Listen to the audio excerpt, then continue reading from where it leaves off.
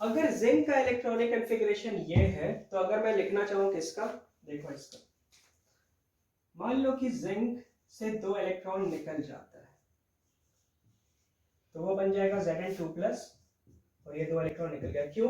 क्योंकि इससे पहले क्या था, देखो यहाँ पे 30 प्रोटॉन्स और 30 इलेक्ट्रॉन्स, तो 30 प्लस चार्ज और 30 माइनस चार्ज, तो टोटल चार्ज कितना हो गया, 0। लेकिन जब प्रोटॉन तो निकला नहीं है, प्रोटॉन 30 का 30 यानी 30 प्लस 30 चार्ज है ही इसमें सिंक में, लेकिन 2 इलेक्ट्रॉन निकल गया, तो नेगेटिव चार्ज टोटल कितना हो गया, 28। तो नेट चार्ज कितना हो गया तुम्हारा, +2। तो वही लिखा गया क्या, Zn2+, यानी एक इलेक्ट्रॉन अगर इससे निकल जा रहा है। ध्यान रखना, ये छोटी छोटी बातें हैं लेकिन बहुत मोटी बातें हैं जो कि आगे तुमको बहुत काम देने वाला है। चलिए अब आगे बढ़ते हैं। तो अगर हमको Zn2+ का इलेक्ट्रॉनिक कॉन्फ़िगरेशन लिखना हो तो हम क्या करेंगे, देखो ये Zn2+, सब कुछ वैसा का वैसा ही रहेगा, ठीक है, सब कुछ वैसा का वैसा रहेगा। मतलब क्या, यहां से लेकर वैसा ही रहेगा, लेकिन वो इलेक्ट्रॉन जो निकला है वो कहां से निकलता है, वैलेंस शेल से, तो बस वहां वाला जो है ये चेंज हो जाके क्या बन जाएगा, 4s0, यानी वहां पे इलेक्ट्रॉन्स है ही नहीं, ठीक है ना। एक चीज और ध्यान में देने वाली बात है, क्या बात है, देखो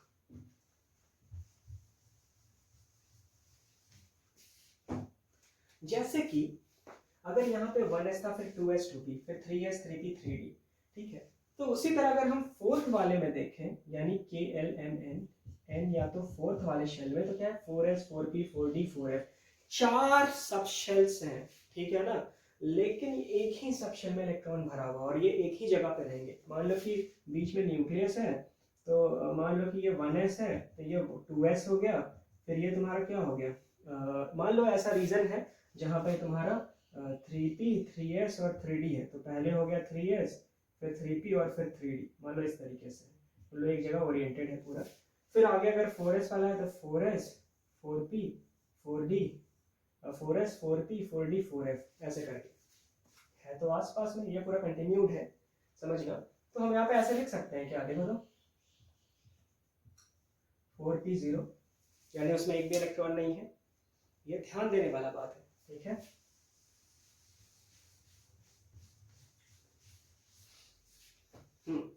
तो 4p0 भी लिख सकते हैं, कोई दिक्कत नहीं है। अच्छा, अब मान लो कि 4p, अच्छा ठीक है, वो जो हम लिखे थे 3d के बाद ही 4p आने वाला था, देख लो 3d के बाद ही 4p आने वाला था, उसके बाद 5s है, फिर आता तुम्हारा क्या 4d 5p, ये ऐसे करके, यानी 4p से ये जो 4d है वो काफी दूर है, लेकिन ये 4s से 4p नजदीक है। तो देखो अभी मैं क्या बताने जा रहा हूँ, बहुत इंपॉर्टेंट बात, अगर हम लास्ट में इसका बक्सा बनाते हैं कि किस तरीके से इलेक्ट्रॉन्स भरा हुआ है, तो कुछ ऐसा हो सकता है, क्या देखो तो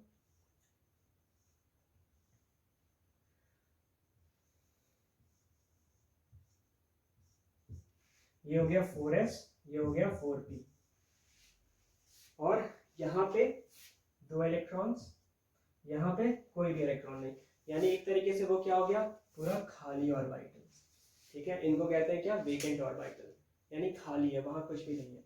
और अगर हम Zn2+ का इलेक्ट्रॉनिक कॉन्फ़िगरेशन लिखते हैं तो सारा चीज तो ये वैसे ही था, 1s2 2s2 2p6 3s2 3p6 3d 10, और बस लेकिन क्या हो जा रहा है 4s0, तो वो जो हम ऐड किए हैं 4p0, तो वो भी ऐसा हो जाएगा 4p0, ठीक है। तो देखो यहाँ पे, यानी ये बक्सा भी खाली और ये बक्सा भी खाली, वीरान, है ही नहीं यहाँ पे कोई, ठीक है।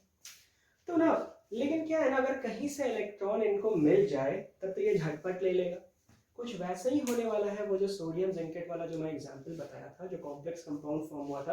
देखो कॉम्प्लेक्स है इसलिए थोड़ा सा ये चीज थोड़ा तुमको कॉम्प्लेक्स लग रहा होगा, पहली बार देख रहे होगे तो, लेकिन बड़ा आसान है, नाम दे दिया कॉम्प्लेक्स, क्योंकि इंसान को समझने में थोड़ा सा लगता है दिक्कत कोई भी चीज, लेकिन आसानी से समझ में आ जाता है, ठीक है।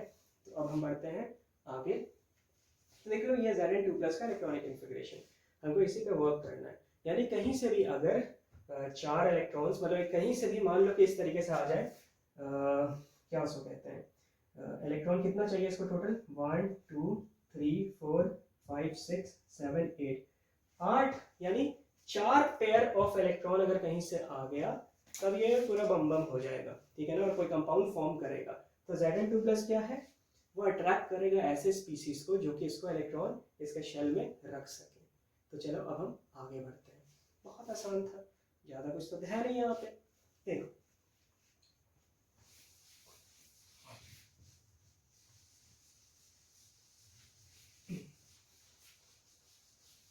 तो अब मैं ना ये क्यों मिटाया हूँ, इसलिए मिटाया हूँ ताकि तुमको अब, लेकिन उसे रहने दे रहा हूँ, ठीक है, आइडिया हो सके कि अब मैं क्या करने जा रहा हूँ, किस तरीके से सारा रिएक्शन को आगे प्रोसीड करा रहा हूँ। तो देखो वो मैं रिएक्शन लिखता हूँ,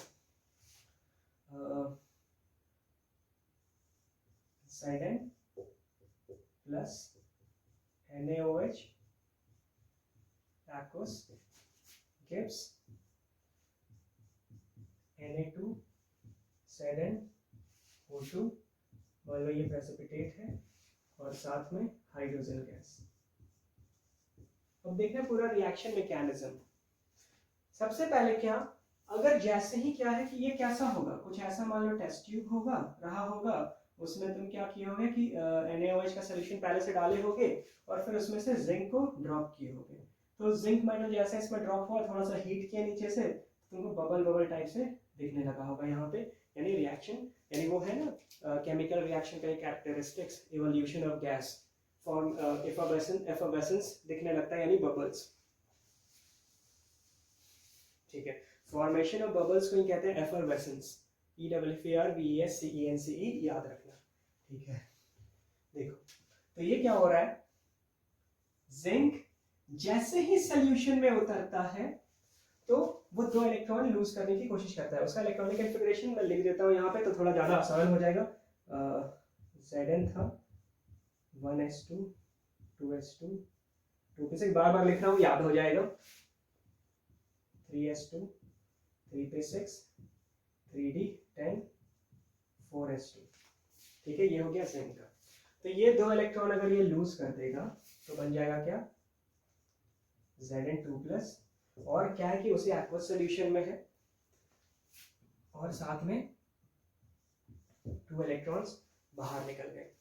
दिमाग में ये चीज को रखना होगा, इसका बहुत बड़ा रोल आने वाला है, ये 2 इलेक्ट्रॉन आखिर गया था, ठीक है। अच्छा, इतना चीज हो जाने के बाद अब हम आते हैं आगे, ठीक है। तो देखो यहाँ पे अगर हमको इसको Zn2+ का लिखना पड़े इलेक्ट्रॉनिक कॉन्फ़िगरेशन, तो वो आ जाएगा Zn2+ यानी 1s2 2s2 2p6 3s2 3p6 3d10 4s0, और यहाँ पे वो भी कर दे रहे हैं 4p0, तो ये 4p0, ठीक है, यहाँ तक एकदम क्लियर है। तो इस रिएक्शन में Zn जैसे ही सोल्यूशन में उतर रहा है वैसे ही अपना 2 इलेक्ट्रॉन लूज कर दे रहा है और Zn2+ में कन्वर्ट हो जा रहा है। तो सबसे पहले क्या करते हैं ना, ये जो 2 इलेक्ट्रॉन्स निकला, इसका ये क्या किया होगा, इसका क्या यहाँ पे काम है उसको दिखा देते हैं।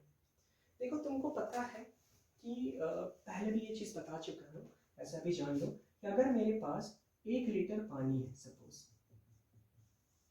ठीक है, पानी का क्या होता है मॉलिक्यूलर फॉर्मूला H2O। अब 1 लीटर पानी में देखो ये H2O क्या होता है, एक प्रोसेस क्या होता है, सेल्फ आयनाइजेशन,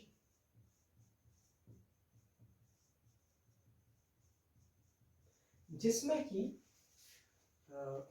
वाटर मॉलिक्यूल जो कि कैसे रहता है बना हुआ, यानी इसको हम ऐसे भी लिख सकते हैं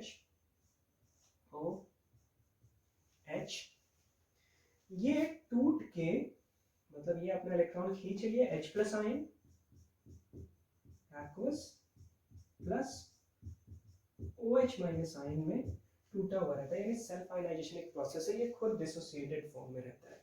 कितना, अगर 1 लीटर पानी हम लेते हैं तो उसमें मेरा 10⁻⁻7 मोल्स, ठीक है, क्या H+ आयन रहता है और वही सेम 10⁻⁻7 मोल मेरा हाइड्रोक्साइड आयन होता है, यानी इतना मोल मेरा ऑलरेडी प्रेजेंट है। 1 लीटर अगर हम पानी ले रहे हैं तो तुम उसी हिसाब से कन्वर्ट कर सकते हो कि अगर 100 ml पानी है तो उसमें कितना मोल तुम्हारा H+ आयन होगा और OH- आयन रहेगा। ठीक है, इस हिसाब से तुम देख सकते हो। अब देखो क्या होने वाला है, ये तो हो गया, यानी ये जो H+ आयन यहाँ पे ऑलरेडी प्रेजेंट है ना, वो क्या करेगा, इलेक्ट्रॉन गेन करके हाइड्रोजन गैस बना लेगा। और ये जितनी भी चीज़ मैं तुम्हें बता रहा हूँ ये मैं पूरा एक तरीके से, एक तो कुछ थ्योरीज भी हैं जो कि मैं पहले से पढ़ रखा हूँ, साथ में क्या है इसमें से मेरा फुल टू इमेजिनेशन। ये मैं जानबूझ के तुमको बता रहा हूँ ताकि तुम में से भी कोई एस्पायरिंग साइंटिस्ट होंगे या तो जिनको जानने की इच्छा है, जिज्ञासा है, जिसके मन में वो स्पार्क है कि वो हर चीज को हम समझ लें, और जो ना समझे खुद से इमेजिन करके समझ ले, तो ये उनके लिए है, याद रखना। ठीक है तो सबके लिए, लेकिन जिसको अंदर से अलग सी फीलिंग है कि चीज़ें कैसे हुई है, कैसे क्या बना होगा, तो मेरा मेन एम है वो जानना कि कैसे यूनिवर्स फॉर्म होगा। लेकिन ये तो छोटा मोटा चीज़ है ना, तो यहीं से छोटी मोटी चीज़ से ही हम शुरुआत करते हैं। ये मेरा इमेजिनेशन है, बहुत सारा चीज़, और बहुत सारी थ्योरीज भी हैं जो कि बुक्स में है। ठीक है, देखो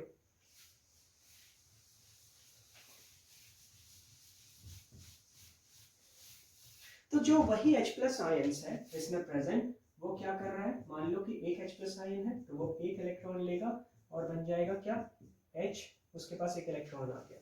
ठीक है, मान लो कि अगर ये 2 रहता तो दो इलेक्ट्रॉन जो वहां से जिंक ने बाहर निकाला है, 2 इलेक्ट्रॉन्स को लेके ये एक और H आता और साथ में ये कोवेलेंट बॉन्ड फॉर्म करेगा, यानी उसको भी एक इलेक्ट्रॉन मिला और बन के क्या निकल गया, H2 गैस बन के लिबरेट हो गया। ये एक तरीका है। तो मैं तो ये हाइड्रोजन गैस का किस्सा तो यहीं पे क्लोज कर दिया, और ये जो इलेक्ट्रॉन निकला उसका। अब मैं जो पढ़ रहा हूँ कि ये सोडियम जिंकेट किस तरीके से फॉर्म हुआ है। अच्छा एक चीज तो मैं यहाँ पे भूल गया, इसे थोड़ा सा वार्म भी किए हैं, थोड़ा हीट भी किए हैं, तो चलो अब उसका खेल देखते हैं कि वहां क्या हुआ है। आओ बड़े प्यार से देखते हैं।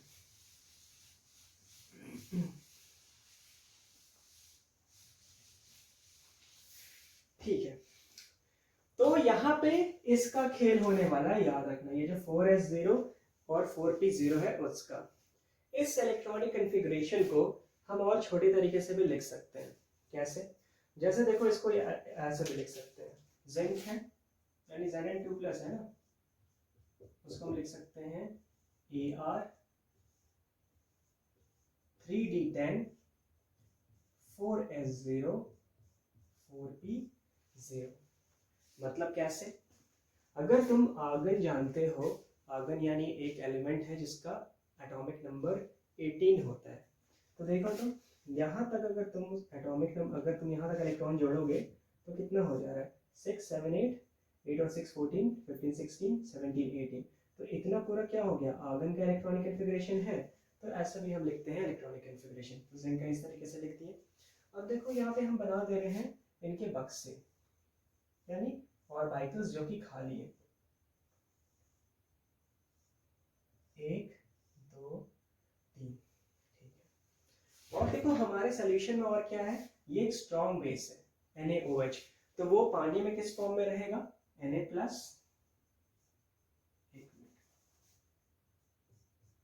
Na+ और साथ में ये OH-। ठीक है, ये ध्यान में रखना, ये जो मैं लिखते जा रहा हूँ यही सब इंपॉर्टेंट कंसेप्ट है यहाँ पे, तो मैं ना Na को यहाँ पे लिख दे रहा हूँ ताकि तुम्हें याद रहे। ठीक है, अब मैं क्या करता हूँ ना कि अब तो मैं इसे मिटा ही सकता हूँ। ठीक है, अच्छा अभी थोड़ी देर के लिए रखता हूँ, देख लेता हूँ कुछ मान लो इधर यूज आएगा तो तुमको समझने में आसानी होगा। देखो यहाँ पे मैं लिख दे रहा हूँ कि वो Na+ के फॉर्म में है और फिर OH-, ताकि ये तुमको याद रहे। अब देखो ये जो OH- यानी हाइड्रोक्साइड आयन है उसका स्ट्रक्चर कैसा होता है, तो मान लो कि ये एक ऑक्सीजन रहा और ये H, 1 2 3 4 5 6, 7वां ये आ गया, इसी के कारण ये माइनस है और यहाँ पे एक इलेक्ट्रॉन हाइड्रोजन के पास है।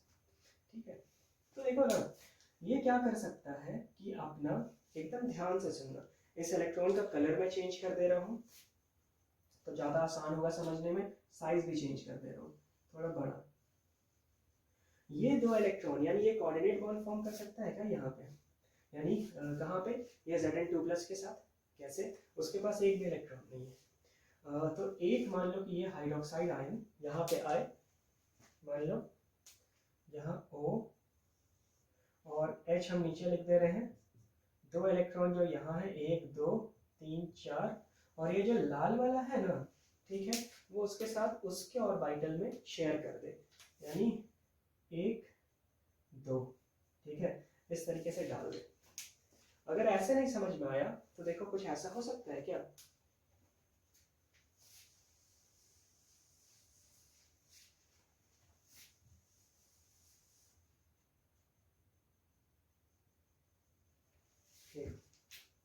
Zn2+ है यहाँ पे, ठीक है, इसके 4 वेकेंट ऑर्बिटल्स है, ये सब क्या है, वेकेंट ऑर्बिटल्स,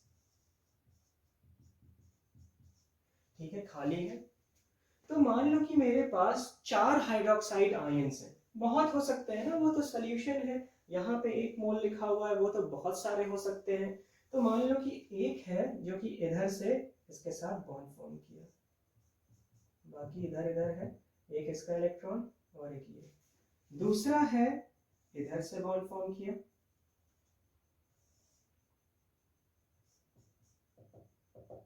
यानी क्या हो गया कि अब जिंक के ऑर्बिटल में कितने इलेक्ट्रॉन्स आ गए, टोटल 4, शेयर कर रहा है ना, ठीक है, लेकिन उसको अपना कंप्लीट करना है एक तरीके से ऑक्टेट। तो देखो ऑक्टेट कैसे कंप्लीट होगा, जब पूरा 8 आ जाए उसके आउटर मोस्ट शेल में। तो देखो जो आ गया ना 2, उसको हम यहाँ पे लिख दे रहे हैं, और वो 2 कैसे आया होगा पेयरिंग में, तो पहले वाले में आ गया 2, 2 कैसे आया, है तो दोनों ऑक्सीजन का ही, लेकिन वो यहाँ पे क्या कर रहा है, कोऑर्डिनेट बॉन्ड फॉर्म कर रहा है, यानी शेयर कर ले रहा है जिंक के पास। इसका मतलब क्या, कि जिंक के पास भी 2 इलेक्ट्रॉन है इसके ऑर्बिटल में, इसका मतलब वही हुआ, ठीक है, 2 और आ गया, तो 2 और, है ना। अब देखो 2 और खाली है एकदम बिल्कुल, तो तुमको लग रहा है ना कि अगर 2 इलेक्ट्रॉन जिंक में आया तो 2 माइनस चार्ज आया क्या यहाँ पे, एक नेगेटिव और दूसरा नेगेटिव, यानी ये इसमें कुछ भी नहीं था, खाली, ठीक है, और एक इलेक्ट्रॉन आ गया जिंक के अपने मतलब एकदम नियरली इसके ऑर्बिट में, ठीक है, और इधर से भी एक और इलेक्ट्रॉन आ गया, तो 2 माइनस ये हो गया, यानी 2 माइनस और 2 प्लस एक दूसरे को न्यूट्रल करके 0 कर लिया। इससे कंफ्यूज मत होना, ये तो पेयरिंग है, और पेयरिंग कैसे है, तो इसको ऐसे मान सकते हैं कि एक इलेक्ट्रॉन जिंक का और एक इलेक्ट्रॉन ऑक्सीजन का, यानी हाइड्रोक्साइड का, एक इलेक्ट्रॉन जिंक का तो एक इलेक्ट्रॉन हाइड्रोक्साइड का, इसको ऐसे समझना, ठीक है तो सारा ऑक्सीजन का, लेकिन कोऑर्डिनेट बॉन्ड पहले भी बताए हैं कुछ इस तरीके से होता है, और नहीं तो वीडियो को पीछे ले जाओ, पहले जहाँ पे मैंने बताया है, जहाँ पे हाइड्रोनियम आयन का फॉर्मेशन वगैरह बताया हूँ, वहाँ पे ये चीज़ है, एकदम ध्यान से समझना आगे, ठीक है। 2 और वेकेंट ऑर्बिटल है, वहाँ पे भी मैं ला सकता हूँ, यानी कैसे,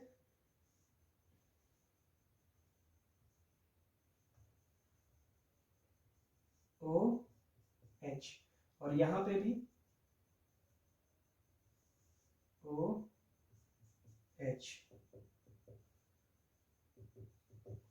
ठीक है, बिल्कुल इसी तरीके से, यानी 2 और इलेक्ट्रॉन यहाँ पे आ गया, एकदम बिल्कुल वैसे ही मैं बना रहा हूँ, तो जरा सा भी कंफ्यूजन नहीं होगा। अब क्या है ना कि 2 और इलेक्ट्रॉन आ गया, तो 2 नेगेटिव चार्ज और आ गया, यानी 1 2। अब नेट चार्ज इसमें हम देखते हैं, अगर इस मॉलिक्यूल का हम नेट चार्ज देखेंगे, नेट चार्ज तो कितना हो गया, +2 -4, यही हुआ ना, तो ये टोटल कितना हो गया, -2, यानी एज अ होल ये मॉलिक्यूल में क्या है, 2 माइनस चार्ज है, ठीक है। अब मैं सारा चीज को मिटाऊंगा, तुम इसको अच्छे से दिमाग में रखना, आगे पीछे करके देखना। अब मैं पूरा वो सब भी मिटा रहा हूँ, अब इसीलिए पूरा खेल होगा। सबसे पहले तो हम हाइड्रोजन गैस बना के तुमको दिखा दिए हैं, अब हमको दिखाना है कि ये Na2 ZNO2 कैसे फॉर्म होगा, है ना, और आधा थ्योरी है आधा मेरा इमेजिनेशन है, ध्यान रखना, आगे चल के तुम भी ये सब कर सकते हो, बड़ा ही आसान है और मज़ा भी आता है ये सब करने में। वही मुझे भी मज़ा आ रहा है, और जिसको मज़ा आ रहा है वो और भी करना है ऐसा चीज़। बाकी जिसको नहीं समझ में आ रहा है ना, वो प्लीज़ इतना ज़्यादा यहाँ पर प्रेशर मत झेलना। अगर मान लो नहीं समझ में आ रहा है तो प्लीज़ स्किप कर देना, वो तुमको आगे समझ में आ जाएगा। देखो सबका मैच्योरिटी का लेवल अलग अलग होता है, किसी को कोई चीज़ जल्दी समझ में आता है, किसी को थोड़ी देर से, ठीक है। तो उसमें कोई दो राय नहीं है, सब अपने अपने एक तरीके से टाइमलाइन में ट्रैवल कर रहे हैं, है ना। जैसे कि फॉर एग्जांपल मैं बता दे रहा हूँ कि जैसे ओबामा के बारे में कहा जाता है कि वो काफ़ी यंग अमेरिकन प्रेसिडेंट बने, शायद 40s में, और ट्रम्प क्या है अभी अपने 70s में है। तो सब ना अपने अपने टाइम के हिसाब से चल रहे हैं। ओबामा प्रेसिडेंट बन के रिटायर भी कर गए, लेकिन ट्रम्प अभी प्रेसिडेंट बने हुए, अब शायद हो सकता है इलेक्शन जीते हारे, पता नहीं, लेकिन फिर भी देखो सबका अपना अपना, हर इंसान अपने अपने टाइम जोन में होता है और अपने अपने टाइम जोन के हिसाब से काम कर रहा होता है, तभी ना इंसान का लाइफ स्पैन इतना लंबा है। नहीं तो क्या होता कि अगर इतना जल्दी जल्दी सबका होना होता तो लाइफ स्पैन होता 30-40 साल, 50 साल मैक्सिमम। लेकिन अगर तुम देखोगे लगभग 70-80 ईयर्स तक जा रहे हैं आजकल इंसान, है ना। 100 भी जा सकते हैं, डिपेंड करता है खान पान पे। सोमरस कहीं से मिल जाए तो 200 साल, चलो ठीक है, इसको मैं मिटाता हूँ।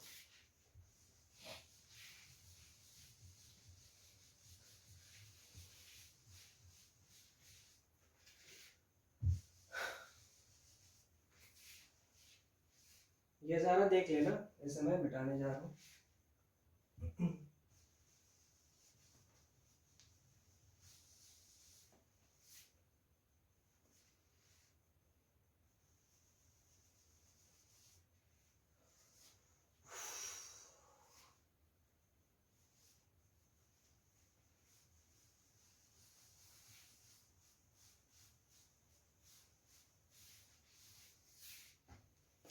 अब प्रॉपर नए सिरे से फिगर बनाते हैं और फिर उस पर वर्क करते हैं। Zn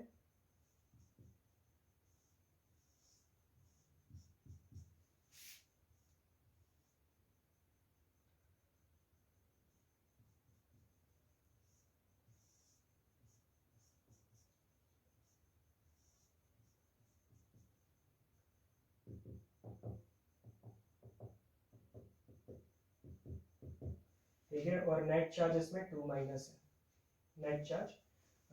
तो इसको हम इस तरीके से भी लिख सकते हैं, यहाँ पर लिख दे रहे हैं Zn OH होल 4 2 माइनस। देखो नई रिप्रेजेंटेशन है। अब देखो इसमें में क्या होता है ना कि हम हीट कर रहे थे, याद रखना, ठीक ना, हीट कर रहे थे, तो हीट करने के बाद ये वाला चीज प्रोड्यूस हुआ है। हीट करने से क्या हुआ, एक तो पानी उड़ेगा, ठीक है, यहाँ से भी पानी बन सकता है। पॉसिबिलिटी क्या है, एकदम ध्यान से देखना, वही पॉसिबिलिटीज क्या, delta negative, delta positive, delta negative, delta positive, delta negative, delta positive, delta negative, delta positive. एकदम सही। इसका मतलब क्या हुआ कि ये क्या, यानी ये इलेक्ट्रॉन डेंसिटी हाइड्रोजन से जो शेयर किया वो अपने तरफ खींच के रखता है। तो यानी ऑब्वियसली हाइड्रोजन एक प्रोटॉन है, कहीं से भी कोई अटैक करे इस पे तो वो आराम से अटैक हो जाएगा। यानी वो कोई भी अगर नेगेटिवली चार्ज पार्टिकल है हाइड्रोजन को, मतलब यहाँ से हाइड्रोजन को लेना चाहे तो वो आराम से ले लेगा। क्योंकि हम उसको हीट कर रहे हैं सोल्यूशन को, तो मॉलिक्यूल थोड़ा वार्म भी कर रहे हैं, तो मॉलिक्यूल इधर उधर टकरा रहा होगा, हिल रहा होगा। ये ऐसे थोड़ी ना होगा, ये मान लो कि 3 डायमेंशनल अगर इसका शेप होगा टेट्राहेड्रल टाइप से, तो ये इधर उधर पलट पलट घूम के इधर उधर कोलाइड कर रहा होगा पूरा सोल्यूशन में। तो उसी बीच क्या हो सकता है कि ये जब कोलाइड कर रहा है, वाइब्रेट कर रहा है, गर्म हो रहा है, यानी गर्म यानी टेम्परेचर बढ़ रहा है, तो उसी बीच क्या हो सकता है पॉसिबिलिटी। अब देखो मैं डेल्टा डेल्टा को हटा दे रहा हूँ क्योंकि तुमको समझाने के लिए था कि क्या होने वाला है। देखो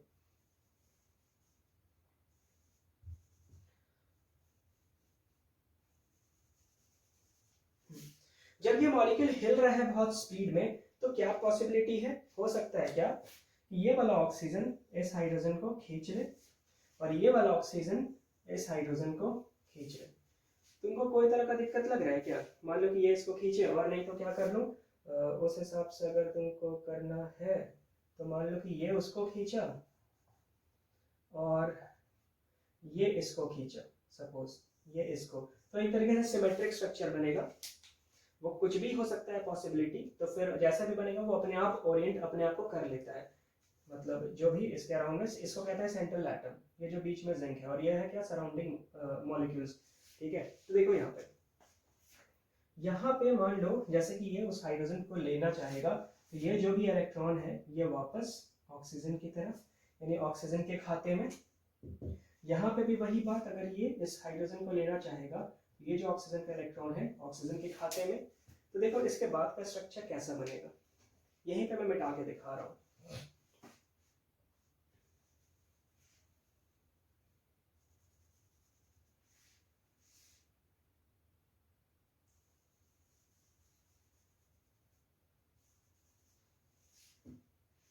तो वो जो इलेक्ट्रॉन्स था हाइड्रोजन वाला, वो इसके खाते में, और यहाँ पे भी इसके खाते में, और फिर यहाँ से जाके ये जो एक इलेक्ट्रॉन है, और यहाँ पे भी जो है एक हाइड्रोजन यहाँ पे जुड़ गया, एक हाइड्रोजन यहाँ पे आके जुड़ गया। एक तरीके से ये कोऑर्डिनेट बॉन्ड है। तो चलो हम इसको ऐसे बना दे रहे हैं। बहुत अच्छा। तो देखो ना, तुमको यहाँ पे मैंने क्या कहा था, जो तुक्का वाला भी बताया था मैं, तो वहाँ पे पानी बनता है। तो यहाँ पे भी अगर हम हीट कर रहे हैं, इवापोरेट होगा, तो पानी ही बाहर निकलेगा। एकदम सही। तो वही क्या होता है। अच्छा, एक चीज और एकदम ध्यान देने वाली बात, क्या ध्यान देने वाली बात कि यहाँ पे देखो माइनस चार्ज है, एकदम ध्यान देना। कैसे माइनस आया है, तो भाई जो हाइड्रोजन वहां से चला गया, तो यहाँ पे माइनस चार्ज ले आया। देखो ये मतलब वो ऑक्सीजन के अराउंड में कितना इलेक्ट्रॉन्स हो गया, 1 2 3 4 5 6 7, तो एक एक्स्ट्रा है तो माइनस, यहाँ पे भी एक एक्स्ट्रा है तो यहाँ पे भी माइनस। अब इस स्ट्रक्चर में होगा यूं कि ये जो वाटर मॉलिक्यूल्स है यहाँ पे, और यहाँ पे जो वाटर मॉलिक्यूल फॉर्म हो रहा है वो यहाँ से निकलते बनेगा। तो चलो देखते हैं अब आगे क्या होता है।